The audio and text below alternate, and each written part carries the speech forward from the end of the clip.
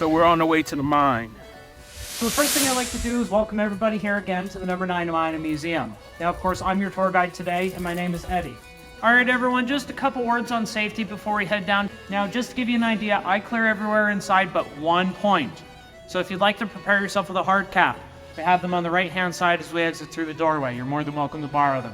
Purely your option, folks. So we are going down in a mine train. It's a real mine train. It's not my mine, it's a mine train. Don't worry, I got a million of them today, folks. This is my grandfather. George Whitford is my grandfather. Serious? Really? Yeah, that's... So I think it's cool when I have people that are involved on tours. One that I get super excited that I have on a tour once a year is the great-great-grandson of Philip Ginter. He's the one that discovered anthracite coal in Summit Hill in 1791. Oh, wow, okay. So the first mine in this valley opened in 1791. The new open pit style of mining, as they called it. This was the first place ever in the world that they attempted an open pit style of mining. For now we know it as surface mining or strip mining, most common term. Now the first thing I'd like to do is turn everybody's attention to our portal. That's the entrance into the mine in that concrete structure just ahead. Now, of course, on the top of that portal, you do see two separate dates listed. Now, the first of which is the year 1855. That simply denotes when we first opened this site and we began driving this tunnel. Now, folks, we drove this tunnel straight into the mountainside, driving through solid rock to reach the veins of coal that were laying deeper inside of that mountain. Now, the second date of 1931. Many people are quick to assume that would have been when we ceased our operations here.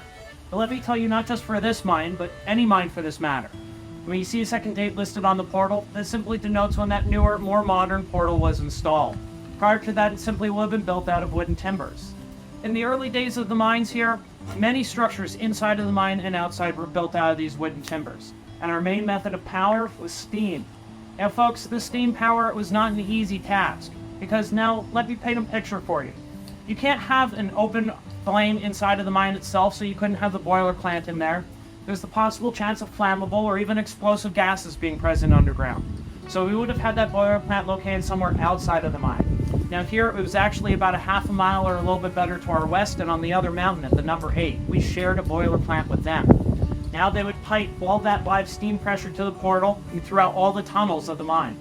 Now our mine, it's a smaller mid-size operation, but really in essence one of the smaller mines in this valley. It only has roughly 26 miles of tunnel throughout its 4 various levels. It's a baby. So you can start to see this challenge. While our modernization was slowly replacing these timbers for the more modern, concrete and steel. Now also the power was slowly being converted to electric, making everything faster, safer, and significantly more efficient, all helping to bring our mine to a more modern standard, or at least, well, the standard of the day. Now folks, we did continue our operation here without a break all the way until the year of 1972. And that does earn us the record of being the world's longest continually operated deep anthracite coal mine. No other deep anthracite coal mine in the world has operated as long as ours has here. Now not only that, this is the oldest mine in North America that you're able to take a tour of. These are records that we're very proud of, folks. Now I do like to say we actually go right underneath US 209, the highway I'm sure everybody took to get here today. Go right underneath it. Then we continue into the mountain beyond.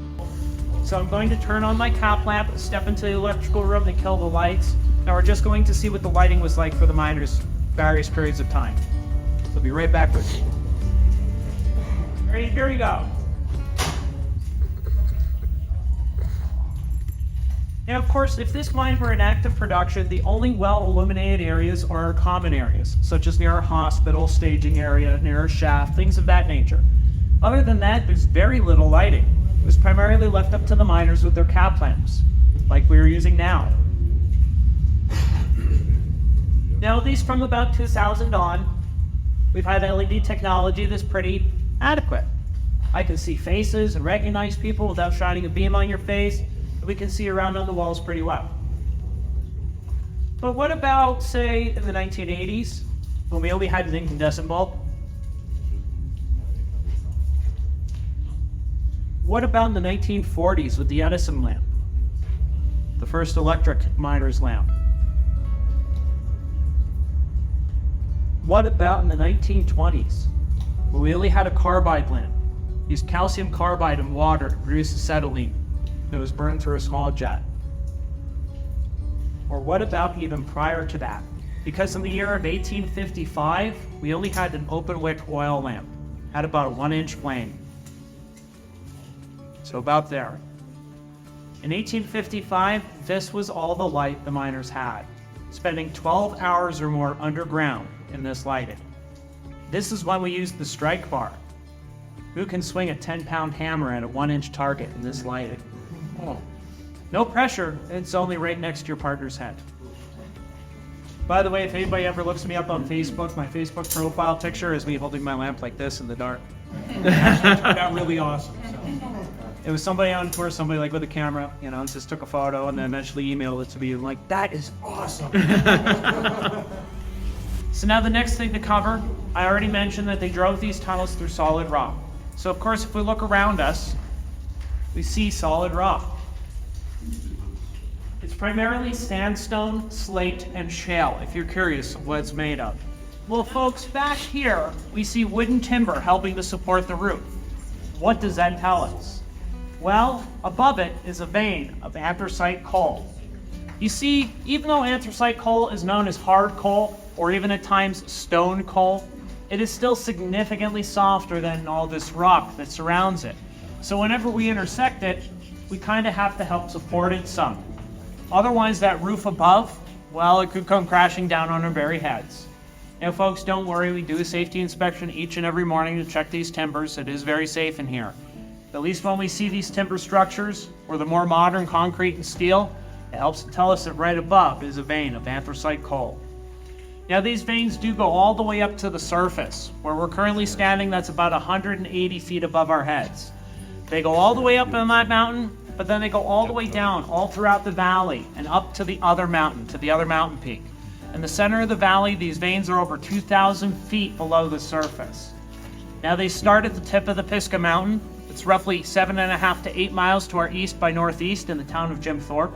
It was formerly known as Mock Chunk. But these very same veins continue well over 50 miles to our west by southwest. They go all the way into Dauphin County.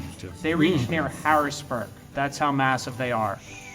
Now also another very important thing to note, folks, if you look at a lot of the big metro areas in eastern Pennsylvania, say Philadelphia, Harrisburg, the Lehigh Valley, Allentown, and Bethlehem, they're all downriver from these major coal mines. That's what helped develop them. All right, a few things to cover in this area. Now, did anybody happen to look up overhead? It's a very good idea to pay attention to the roof anytime you're underground because that's probably our biggest hazard, is things falling from the roof. So when we look overhead, of course, we see the roof is supported here yet again. Somebody looked up really far. Now, I do also like to point out that the material above the I-beams, it looks a little mismatched, doesn't it? Random pipe, pieces of rail, different size pipe and such. Well, that's because the miners had to pay for every supply they used. Everything. What? So if you could repurpose something rather than buying something new, that's exactly what you did, recycling at its best. This was all just scrap from other previous projects. Now on to the Go Devil, the small four-wheeled cart beside me here. Now, we don't, of course, know where the name originated from. Probably simply evolved from a nickname, like many of the things in the mining industry. Now, its purpose? Well, folks, you have to remember that every loaded coal car in the mine is rolling right through where we're standing, heading right into our staging area. That's a lot of traffic. That also means it's rather dangerous. So as soon as the company could figure out a way to keep their workers safer, and more importantly to them, the mules safer, well, that's exactly what they did. And the Go Devil was the solution. Now, hopefully as we were walking up to this point, everybody was paying attention on the floor as well. You probably saw an additional set of tracks inside the floor a little bit behind us. A narrower set inside of the ones we rode in on today. They were the Go Devil tracks. They used to be much more extensive throughout this area, and used to even branch from the various gangways. Now, the Go Devil was rather simple. Riding on those rails, working on a counter pulley system, it simply would just roll back and forth. The lever in the center, it allowed it to travel underneath the coal car, but only in one direction, of course. The axle would push down that lever for it to travel underneath. Then the counterweight on the back would make it pop right back up again, right in line with the axle of the coal car. Change direction of the car and pull it right up into the staging area. Once it's touching the other coal cars, now we come back with the Go Devil and we're ready to grab our next car. It's that simple. One operator just stands here and runs it back and forth all day. Any questions at this point? I got a question. The person that ran this machine, did they have a nickname? Not that I know of. Devil master. That would be a good one. Devil Master. Now, something that is very common with anthracite coal is sulfur. We find and smell a lot of it. That rotten egg smell. Well, sulfur once upon a time was known as brimstone. It was regarded as a sign of black magic, or even the devil himself. So being a small cart that you can barely see, zipping across the floor, ready to take your legs out right from underneath you. What better name when in an anthracite mine than the Go Devil? Look at that little devil go, you better watch for him. Every guide has a different story, so if you want to hear the other theories, you have to come on another tour. Love it. But there are 67 recorded fatalities inside of this mine, just so everybody knows nowhere. So what we see here, of course, is the number 9's elevator shaft, originally sank in the year 1900. That's when we started to develop our second level. Now, at this present time, our mine just has 4 separate levels to it. Where we are is the first, the water level, and the highest of those 4. Each one you would find beneath us. Right where we're standing, we're 200 feet below the surface here. Each of the lower levels is between 180 and 190 feet shallower than the previous. The total depth of our shaft from the surface is 715 feet. Now, if you find that impressive, I'll talk about our sister mine, the number 8. It had 8 levels to it. The shaft was 1,500 feet below the surface. Some of these mines get downright massive. They're like small cities underground. There's even rumor that you could travel all the way from Nesquehoning to Tamaqua, about 9 or 10 miles, all underground inside of the various mines. Because yes, many of these mines do connect. Of course, this was an immigrant workforce here. And you would have found anywhere from 10 to upwards of 13 or even as many as 16 different languages being spoken on any given day. Just this mine alone. So you had to be an interpreter. You had to facilitate all the communications amongst the various nationalities that we found in our valley here. Is this a good time to mention that they didn't have their own brakes? If you had to bring one of these cars to a stop, you would use what's called a jib. Imagine a 2x4, one end cut through a leg. You'd have to run alongside of this car, wedge it in front of that piece of channel on the frame, and the road wheel, the front road wheel. Then you pull back on the jib. Get some pressure on that road wheel to slow it down. That's how we would stop these coal cars. So now your first job at the age of 5, you would have been a squeak ticker, or a breaker boy, as we more fondly call them. Sit on a board above a coal chute, 10 hours or more, watching a hole slide by between your feet. Anytime you see anything that doesn't belong, pieces of rock or wood, for example, maybe even a lost finger, you quickly reach in and grab it out. Now, I say quickly for a couple of reasons, but probably the most notable of which is always watching over your shoulder. A mine foreman, your supervisor. What does he have at his side? A large whip. If you are not performing up to his standards, you're taught a very valuable life lesson, work ethic. Now, our next job would have come somewhere around the age of 7. We finally get to come underground. Makes you feel big and tough being with the men. But your first job under here was very simple to start. You'd have to stand in one place, relatively motionless, only in the light of a candle. You see, you'd be a door tender. And ventilation is a very big deal underground here. And we use these doors throughout the tunnels as a series of dampers to control what tunnel is getting ventilated at any given time. But that does mean that, well, somebody must man those doors. So just stand in place, simply just waiting for a coal car coming to pass. Allow them through and shut behind. Nothing more. Now, the next job would have come somewhere around the age of 10, where we became a mule driver, or a mule boy. Now, folks, it is very important to note about the mules that they're a hybrid species. They're a cross between a donkey and a horse. They're bred merely for their shorter stature, but very significant muscle mass. These animals are so incredibly powerful, they can kill a full-grown man with one singular kick to his chest. Now, prior to the modernization, folks, this hospital would have looked drastically different. It would have simply been carved out of the solid rock like our other rooms again. Now the supplies and technology, it's on par with Civil War medicine. Of course, only some stretchers, some bandages, some materials for building splints. Beyond that, all they could offer was perhaps a couple sips of the whiskey that was kept for antiseptic to help ease the pain some. Now folks, we don't see this change any further until our modernization comes about. But then we see this beautiful room behind me being installed. And with that came the addition of electric lighting and heat and even running water inside of the mine. Now folks, make no mistake, if you are ever faced with a serious injury inside of an underground mine or any environment such as this, the cold and the damp, shock will be very quick to set in.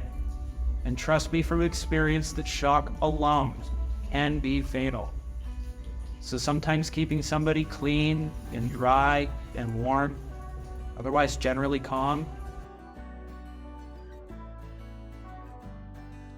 This really didn't even begin to change until we moved forward to the year 1891. That's the year that the United Mine Workers of America were finally banding together to form the very first union inside of our country. Now their purpose, primarily, safer working conditions for these deep anthracite coal mines. One of the very first things that they required was for every mine to have a mine hospital. Now the president did have to get involved here dealing with the unions and talks just to get these standards in place, but at least we're moving in the right direction. The number 9 Mine and Museum is located in Lansford, PA, which is near the Pocono Mountains, near Jim Thorpe. Real nice area. I had a great time, learned a lot, got a real appreciation for the steps that we have made, and people don't have to work in these conditions any longer, and people that laid the groundwork for things just like light to be able to produce coal. So if you're ever in that area, there's a lot of different mines that are open around the world that you can take tours of, and it's very educational. It's a part of history. So do me a favor, hit that like button, subscribe if you're not already subscribed, and thanks for joining me on this adventure. And until next video, remember, take care of each other, peace out, and I will see you all soon.